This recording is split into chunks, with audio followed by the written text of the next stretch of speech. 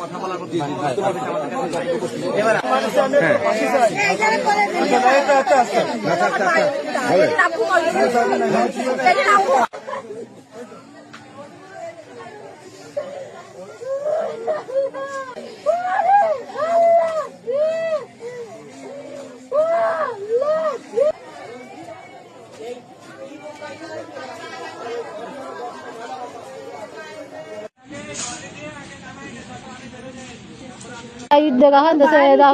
দৌড়েছে এইসব করেছে আর এই ছেলে আমরা বিচার চাই আমার এই ছোট ছোট ছোয়াল মেয়ে নিয়ে এতিম হয়ে গেলাম এর জন্য বিচার চাই আমরা আপনারা এই করবেন এইটুক চাই খালি এইটুকু আপনার কাছে দাবি আমার যে রাজ্যে রাত 3টার সময় মহিলা চেয়ারের কাছে উঠছে রান্না করতে উঠতেছে কিন্তু অটোমেটিক 3 থেকে 3.5 লোক এসে হামলা করছে ঘর জিজ্ঞেস করছে কারা কারা আপনার সরকারি লোক দরজা খোলেন বলে এরা দরজা খুলছে যেভাবে দরজা খুলছে খয়ের মোল্লা দুই ভাই মাহবুব শাহাবুর 3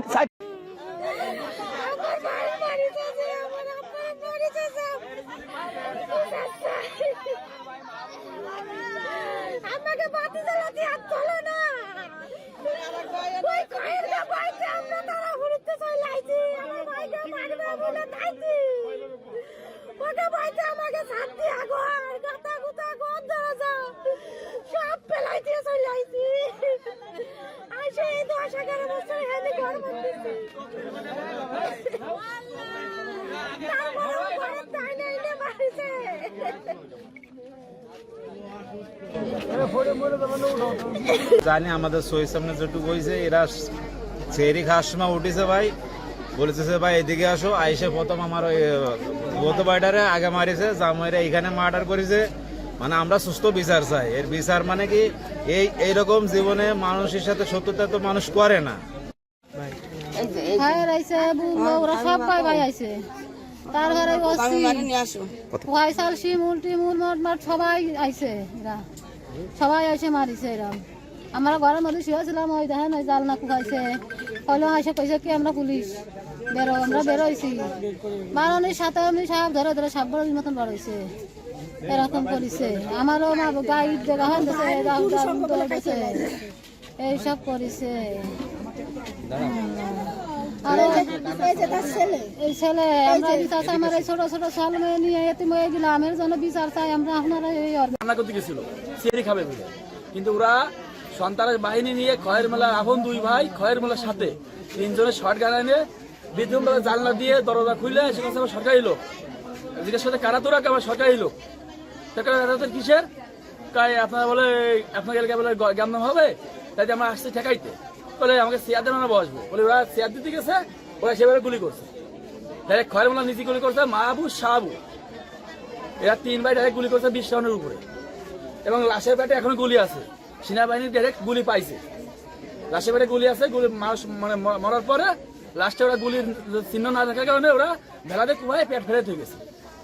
পরে আমরা দৌড়ে দৌড়ে উঠেছি করতে উঠতে উঠতে ওরা গুলি যেতে হয়েছিল লোক আসছিল 200 থেকে 300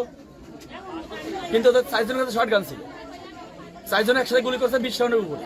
এবারে 4 জন তারাপুরের বাসিন্দা এই খয়েরের অত্যাচারে খয়েরের নির্যাতনে আমরা এখানে আসছি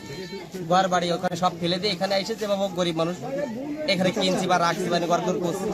এবারে আমাদের কিছুদিন আগে একবার ডিস্টার্ব করছিল সোনকুলা মোড়েতে 7 জন লোক হাজির দিতে আসছিলাম এনতে ধরে আমাকে মারছে আমি পঙ্গু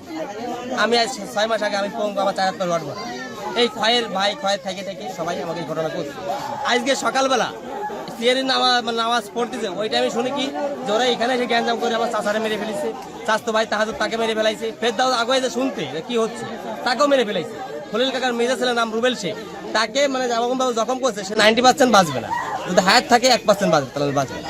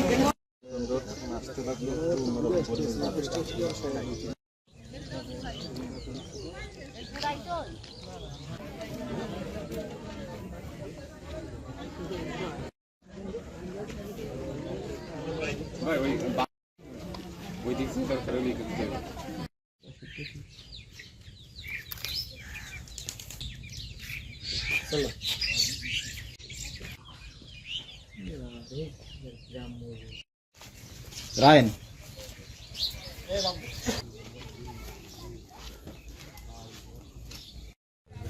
খলিল মোল্লা ওনাদের বাড়িতে এসে আক্রমণ করে, দেশীয় অস্ত্রশস্ত্র নিয়ে আক্রমণ করে। আপনারা দেখতেই পাচ্ছেন যে 3 জন অলরেডি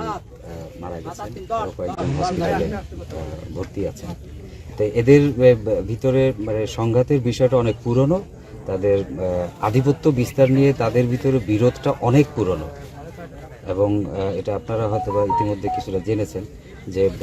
এই যে ভিকটিম পক্ষ যে তারা এবং এই আক্রমণকারী গ্রুপ তারা একসময় একই গ্রামে বসবাস করত, কিন্তু তাদের এই দ্বন্দ্বের কারণে তারা এখন এখান থেকে 3-4 কিলো দূরে এখানে এই যে বড়কলা এই জায়গাটার নাম, এখানে এসে বসবাস করতেছে। কিন্তু তাদের দ্বন্দ্বের কারণেই তারা কোনো রকমের কোনো ইয়া ছাড়াই এই অতর্কিত হামলা করলেন তাদের বাড়িতে এসে। পুলিশি ব্যবস্থা কি? আমরা অবশ্যই এই যারা এই ন্যাক্কারজনক ঘটনার সাথে জড়িত তাদের প্রত্যেককে আমরা গ্রেফতার করব এবং আইনের আওতায় আনবো। মানে অপরাধী সে যেই হোক, সেই যে কোনো দল মত বা ধর্মের যে কেউই হোক, এখানে অপরাধীকে আমরা শুধু অপরাধী হিসাবেই দেখব এবং সে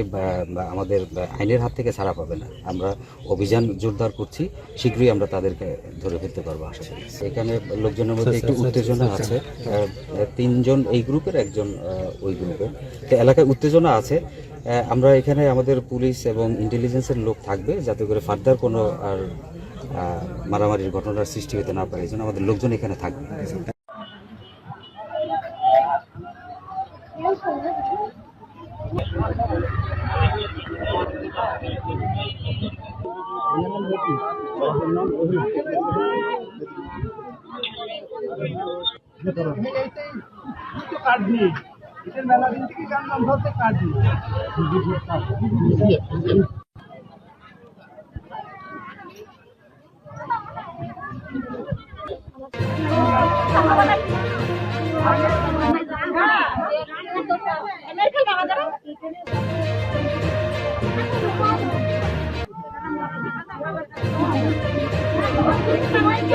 Thank you.